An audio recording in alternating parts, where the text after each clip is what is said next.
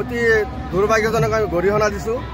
জুৰিয়া এলেকাত এজন ইমাম চাহে সৰলতাৰ সুযোগ লৈ এজন নাবালিকা ছোৱালীক দৰ্শন কৰিছে। চাওক, এইটো সময়ত ইলেকশ্যনৰ বতৰত সকলোৱে মানে ইলেকশ্যনত ব্যস্ত হৈ থকাৰ সুযোগ লৈ এই ইমাম চাহে এজন নাবালিকা ছোৱালীক দৰ্শন কৰিছে। ইতিমধ্যে আমি গম পাইছোঁ এই ছোৱালীজনীক তেওঁ টিউশ্যন কৰাইছিলে। সেইটো সুযোগতে ঘৰত কোনো নথকাৰ সুযোগত এই ইমাম চাহে এজন নাবালিকা ছোৱালীক দৰ্শন কৰিছে। তাত আমি গৰিহণা দিছোঁ আৰু প্ৰশাসনক আমি অতি দাবী জনাইছোঁ যাতে অতি সোনকালে এই ইমাম চাহেবজনক, এই ব্যক্তিজনক কৰায়ত্ব কৰি কঠোৰতম কঠোৰ শাস্তি প্ৰদান কৰিব লাগে। আসসালামু আলাইকুম, নমস্কাৰ।